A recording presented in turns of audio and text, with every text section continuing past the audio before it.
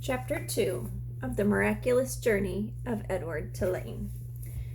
And in this manner Edward's days passed one into the other. Nothing remarkable happened.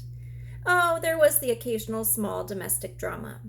Once, while Abilene was at school, the neighbor's dog, a male brindled boxer inexplicably named Rosie, came into the house uninvited and unannounced, and lifted his leg on the dining room table, spraying the white tablecloth with urine. He then trotted over and sniffed Edward, and before Edward even had time to consider the implications of being sniffed by a dog, he was in Rosie's mouth, and Rosie was shaking him back and forth vigorously, growling and drooling. Fortunately, Abilene's mother walked past the dining room and witnessed Edward's suffering. "Drop it!" she shouted to Rosie. And Rosie, surprised into obedience, did as he was told. Edward's silk suit was stained with drool, and his head ached for several days afterward. But it was his ego that had suffered the most damage.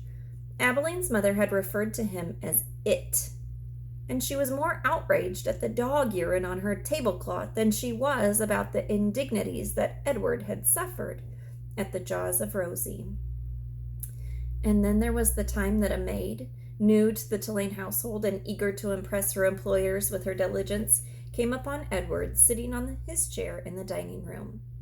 "What's this bunny doing here?" she said out loud. Edward did not care at all for the word bunny. He found it derogatory in the extreme. Here's a picture of the dog in the dining room with Edward.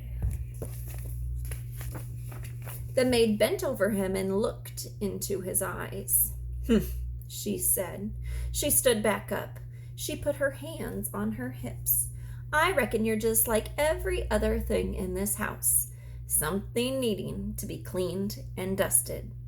And so the maid vacuumed Edward Tulane. She sucked each of his long ears up the vacuum cleaner hose. She pawed at his clothes and beat his tail. She dusted his face with brutality and efficiency. And in her zeal to clean him, she vacuumed Edward's gold pocket watch right off his lap. The watch went into the maw of the vacuum cleaner with a distressing clank that the maid did not even seem to hear. When she was done, she put the dining room chair back at the table, and uncertain about exactly where Edward belonged, she finally decided to shove him in among the dolls on a shelf in Abilene's bedroom. "That's right," said the maid. "There you go." She left Edward on the shelf at a most awkward and inhuman angle. His nose was actually touching his knees, and he waited there with the dolls, twittering and giggling at him like a flock of demented and unfriendly birds, until Abilene came home from school and found him missing, and ran from room to room calling his name.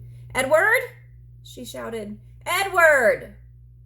There was no way, of course, for him to let her know where he was, no way for him to answer her. He could only sit and wait. When Abilene found him, she held him close, so close that Edward could feel her heart beating, leaping almost out of her chest in its agitation. "Edward," she said. "Oh, Edward, I love you. I never want you to be away from me." The rabbit, too, was experiencing a great emotion, but it was not love. It was annoyance that he had been so mightily inconvenienced, that he had been handled by the maid as cavalierly as an inanimate object, a serving bowl, say, or a teapot. The only satisfaction to be had from the whole affair was that the new maid was dismissed immediately.